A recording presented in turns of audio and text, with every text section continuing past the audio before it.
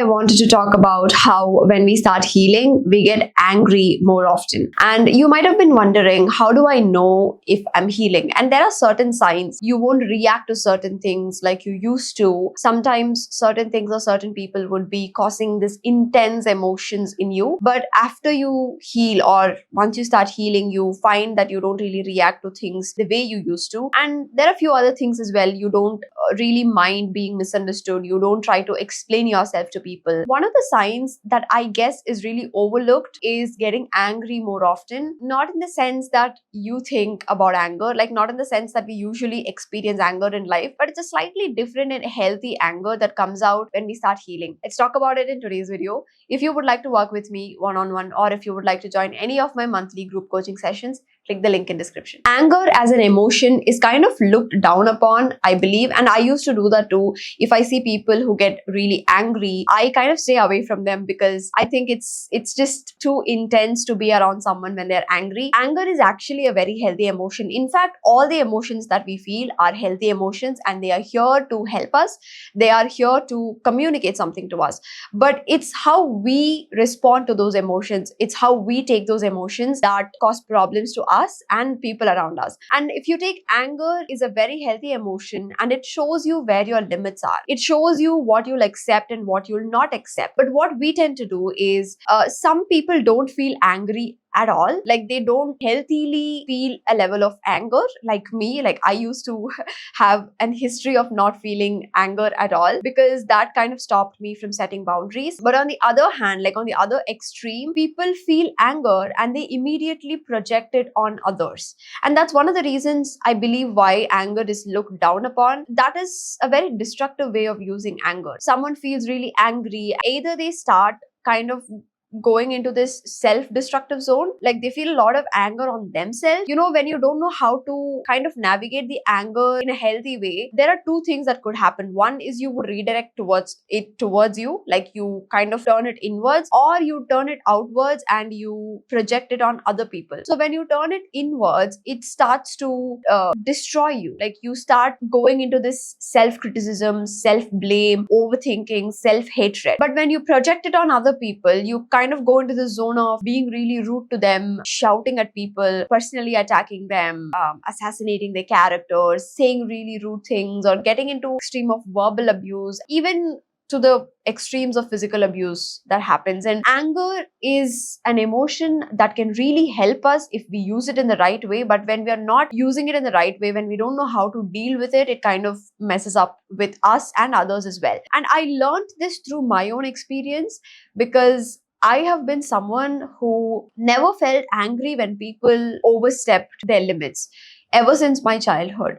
And the anger that I would often feel is also the anger that I would kind of turn inwards, not outwards. I remember ever since my childhood, my teenage years, anytime someone did wrong to me, someone would betray me, I would trust them and I would say certain things to them. They would break my trust and they would like break that confidentiality, or they would say something rude to my face, or they would treat me in a not so good way. Anytime that had happened, right, I never felt anger towards them. I can look at the last 25 years of my life and I can see that I've never really been angry.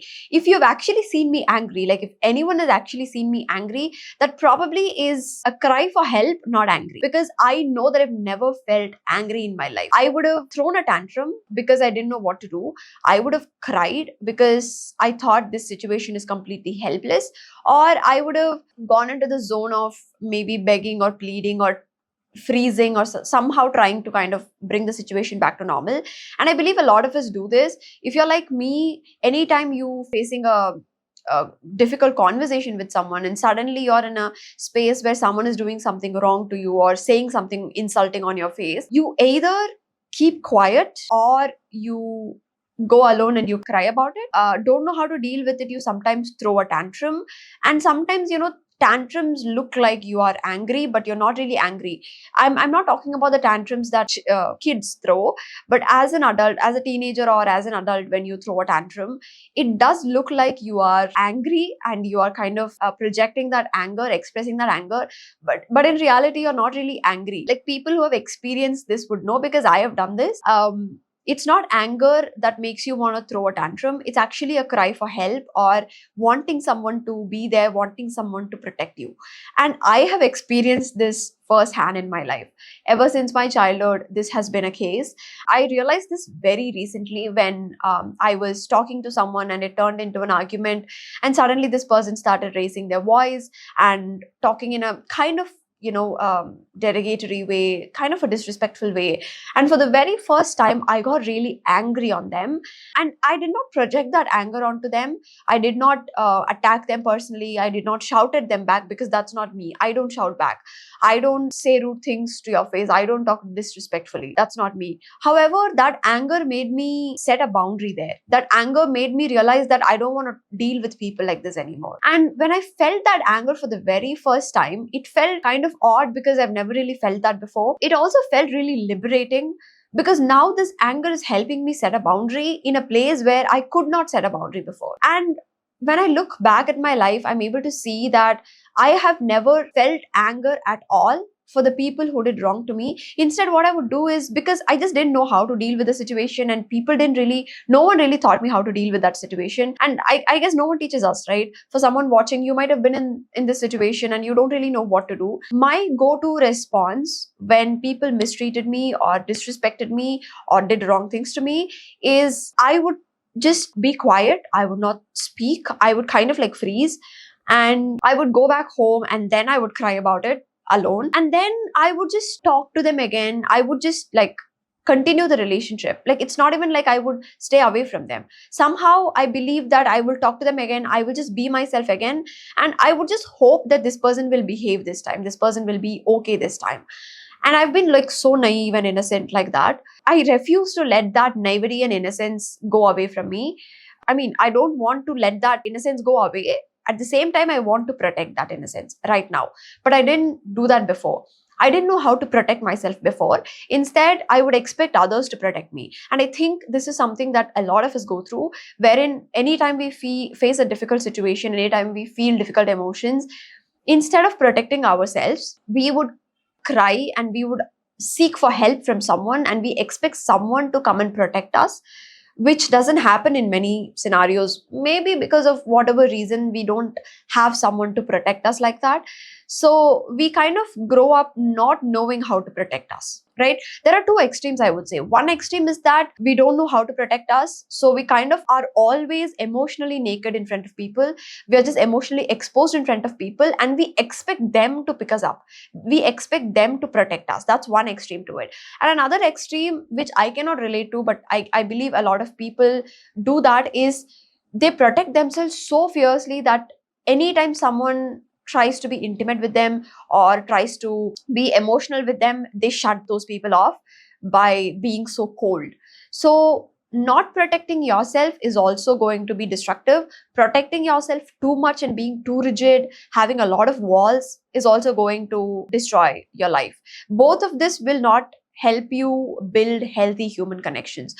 The healthy balance is using your anger the way it is intended to use, which is using it to set boundaries and taking actions from that healthy anger, limiting certain things in your life and certain people in your life so that you don't lose your cool and you don't lose your sense of self. I know this is kind of a difficult space to attain, not an easy balance, because it needs a great level of emotional intelligence to understand that you're feeling angry and it's because of this person's behavior, what you would like to do in that moment.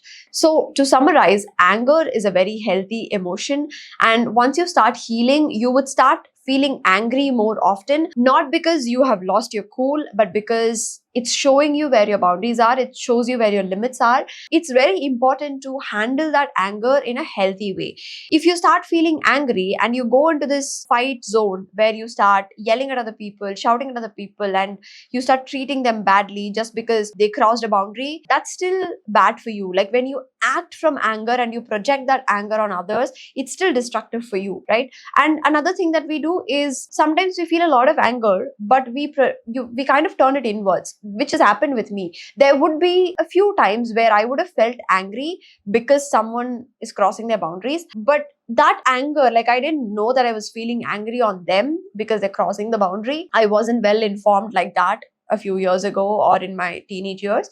So I would kind of turn that anger inward and think something is wrong with me, or why do people treat me this way? Why do I have to be this person? Or why am I always being treated this way? So some kind of that anger would be inwards.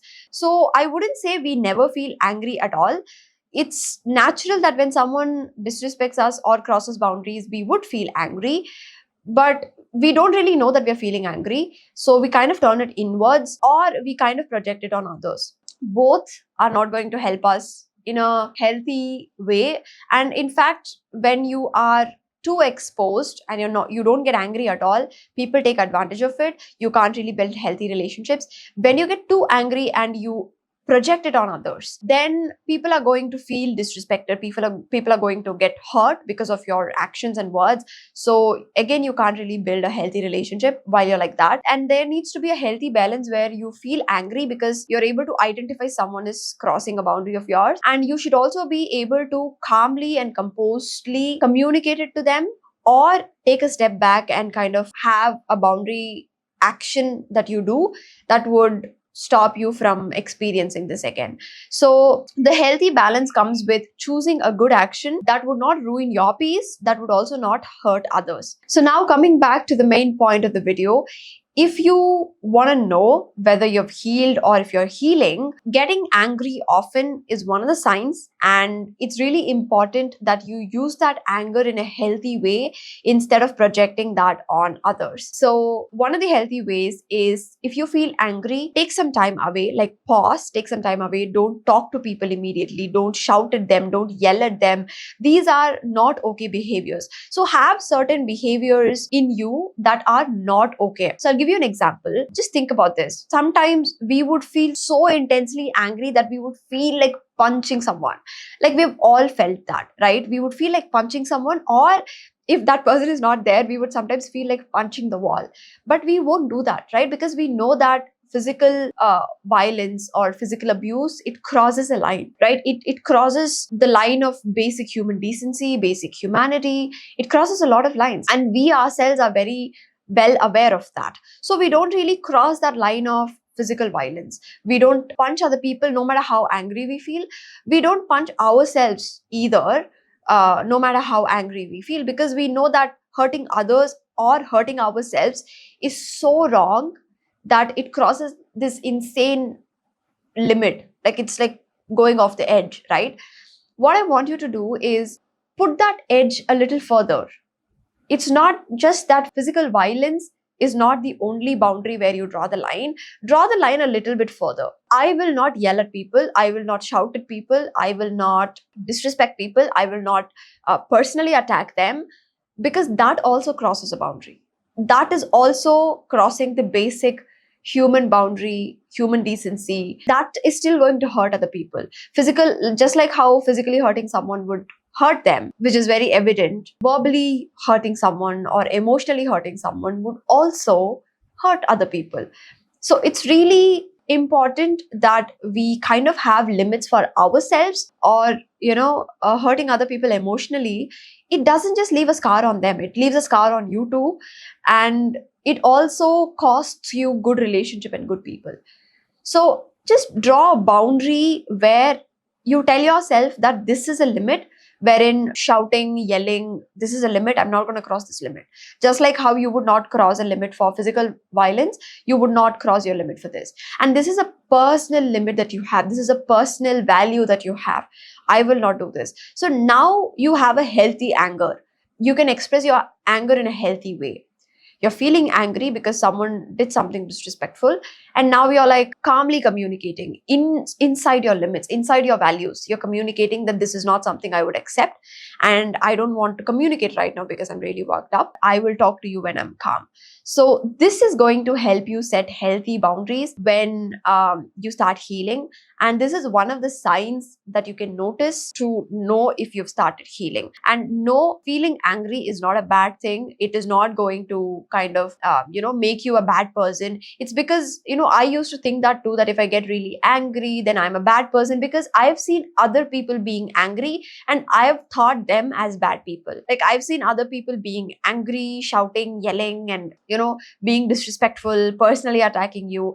And I've really judged them to be bad people because they're doing this. And I thought if I got angry, then I will also be a bad person. And I guess that was a limiting belief that I had until I realized that anger can be expressed in a healthy way, not necessarily in the way that other people are doing it. And ever since I learned that, anger has been my friend. Now I get angry, but that anger doesn't destroy me. It also doesn't destroy other people. I hope that was helpful. If you have any questions, please leave it in the comments. I'll see you all in another video. Take care. Bye.